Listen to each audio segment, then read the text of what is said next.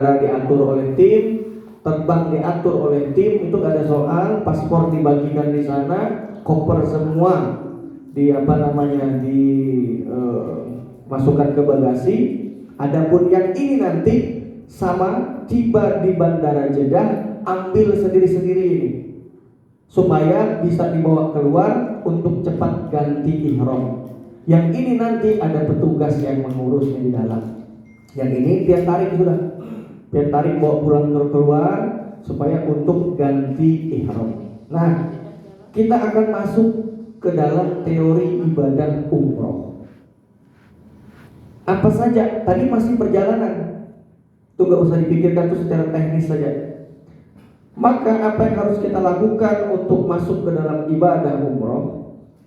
Di dalam umroh itu ada rukun, ada wajib, ada sunnah. Sunnah dikerjakan pahala, tidak dikerjakan tidak berdosa. Kalau tidak apa-apa itu salah. Kalau tidak apa-apa itu jadi sombong, Ustaz. Jadi kalau tidak berdosa. Jadi sunnah itu dikerjakan ada pahalanya, tidak dikerjakan tidak berdosa. Lalu ada wajib umroh. Wajib umroh itu sesuatu pekerjaan ibadah yang harus dikerjakan, tapi bila mana tidak dikerjakan tetap sah ibadahnya, tetapi harus membayar daripada dam. Apa saja misalnya Haji Rahman? Contoh, berniat dari mikot, disuruh startnya di bandara, ternyata nggak niat-niat, sampai Mekah baru ingat, saya tadi belum niat misalnya. Itu namanya melanggar wadah tempat, namanya mikot makaninya terlanggar. Sah tidak ibadahnya? Sah, tapi bayar denda. Dendanya apa? Bayar 1 ekor kambing. Harganya berapa? 3 juta rupiah. Tuh, itu melanggar namanya tadi. Lagi, apalagi yang tidak, yang diwajib itu misalnya, karena ada alasan sesuatu, kelupaan, bahasa kelupaan, ini ngerjakan tawaf dulu apa sa'i dulu lah, karena terpisah rombongan, tidak ngerti, tidak ada pembimbing, datang, ternyata lihat orang sa'i, dia pergi sa'i, habis itu dia pergi lagi tawaf. Itu namanya melanggar rukun, tetapi dia secara wajib umrohnya sah-sah saja, tetapi tetap harus membayar dam. 2. Nah, maka ada lagi istilah yang ketiga disebut dengan rukun umroh. Rukun umroh itu hanya 5 macam aja. 1, berniat. 2, melaksanakan tawaf. 3, tawaf ini ngelilingi Ka'bah. Yang ketiga, sa'i dari Safa Marwah, jalan. Yang keempat, tahallul, motong rambut. Yang kelima, tertib namanya. Ini harus urutan, gitu. Ini namanya masuk di dalam rukun umroh. Ibadah yang dikerjakan dalam rukun umroh ini tidak lebih dari 12 jam pelaksanaannya. Dari mulai melaksanakan niat, ganti baju, setelah itu menuju Mekah, tawaf, sa'i, lalu tahallul, itu tidak lebih daripada 12 jam makan waktu. Dari sekian hari sampai berjalan umroh itu hanya 12 jam saja. Nggak banyak, cuma 12 jam saja. Begitu. Jadi umroh itu sebenarnya hanya 12 jam saja. 7-8 hari itu hanya pernak-perniknya saja. Maka sunnah yang pertama yang harus kita kerjakan untuk melaksanakan umroh ini adalah mandi ihram. Di mana Haji Rahman mandi ihramnya? Saat di Jakarta. Sampai tadi sebelum mau pergi ke bandara, mau terbang ke Arab, kan masih tidur di hotel pagi. Jam 7 pagi mandi itu langsung diniatkan mandi ihram. Nawaitul ghusla sunnatul ihram lillahi ta'ala. Sengaja aku mandi sunat ihram karena Allah Ta'ala. Pak Haji, saya gak bisa pakai bahasa Arab, saya gak tahu niatnya. Di buku ada, tapi buku ini saya yakin sampai belum ada yang membacanya. Sampai sekarang masih ada di dalam kopernya masing-masing. Alhamdulillah. Itu saja. Survei membuktikan 99% jemaah belum memegang buku bacaan doa umroh ini. Alhamdulillah. Rabbil alamin. Ada lihatnya. Oh Pak Rahman, saya tidak ngerti bahasa Arabnya. Lalu bagaimana? Sengaja aku mandi ihram karena Allah Ta'ala. Aduh, gak bisa lagi Pak Haji. Sudah, aku mau mandi ihram ya Allah. Nah, dah itu aja. Mandi ihram seperti biasa orang mandi. Habis mandi, maka memakai wangi-wangian, disemprotkan di badan. Sudah, pakai ihram, pakai baju dulu, baju biasa, terbang menuju ke Arab. Sampai di Arab, lo kok masih keringetan, kok gak pede, kok tadi pipis di pesawat rasanya ada yang netes, masih ketinggalan, misalnya di celana segala macam. Di Bandara Internasional Haji ini ada tempat mandi lagi, masih ada tempat mandi. Pak Haji, saya mau mandi lagi, boleh tidak? Silahkan. Tapi yang jadi masalah kan anduk harus bawa, misalnya tadi. Barang masih belum keluar, harus gerak cepat mandi, perang. Kamar mandinya kamar mandi umum. 20, 10 di sebelah sana, 10 di sebelah sini, 20 los laki-laki, perempuan di sebelahnya 20 los perempuan. Mau mandi lagi, tapi kok rasanya gak mau mandi langsung ganti saja, silahkan. Kok gak percaya diri mau mandi lagi, silahkan. Di Bandara Internasional Haji, karena sampai nanti akan turun di Bandara Internasional Haji. Nah, jadi di terminal haji nanti sampai akan boleh mandi lagi. Kalau nggak mau mandi, nggak apa-apa. Kan tadi niat mandi sudah dilaksanakan di hotel di Jakarta. Dah. Sampai sana cepet ganti pakaian ihram. Nanti ada ustadznya ngasih tahu, pembimbing ngasih tahu, Ega yang ngasih tahu ibu-ibu, ayo bu kita ganti baju cepat. Sambil nunggu koper kita nih keluar, sambil nunggu bis di dalam, di depan, kita cepet-cepet ganti ihram. Sudah, gantilah ihram.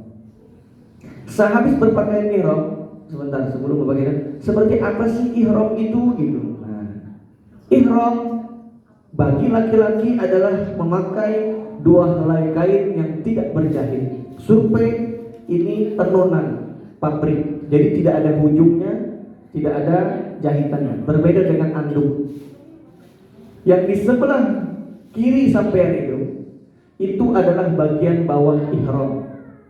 Di tengah ini adalah ihram di saat tidak melakukan tawaf ngelilingi Ka'bah. Saat mengelilingi Ka'bah, ihram seperti ini. Jadi beda ihram itu cuma kalau waktu keliling Ka'bah, kalau saya sebut tawaf, istilahnya adalah ngelilingi Ka'bah seperti ini. Kalau tidak ngelilingi Ka'bah seperti ini. Sekarang kita praktek cara memakai ihram. Tidak usah khawatir, sampai tidak usah bingung. Nanti ustadznya akan ngajarin sampai satu-satu. Ini ihram laki-laki. Lihat, ujung dan ujung ditemukan. Nah, ini ujung dan ujung. Tarik ke sebelah kanan badan. Nah, ke sebelah kanan. Lipat 1 kali ke sini dulu. Lipat sekali lagi sini. Saya ulang. Ujung dan ujung temukan. Tarik ke kanan. Lalu lipat kemari, lipat lagi kemari. Supaya di sini tebal. Kenapa? Karena kita tidak pakai celana dalam. Nah, baru diikat dengan ini.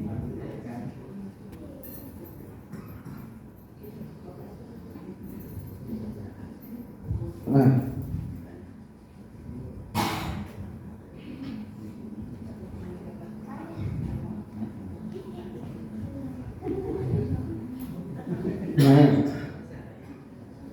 posisi ini tuh di pusat. Tuh.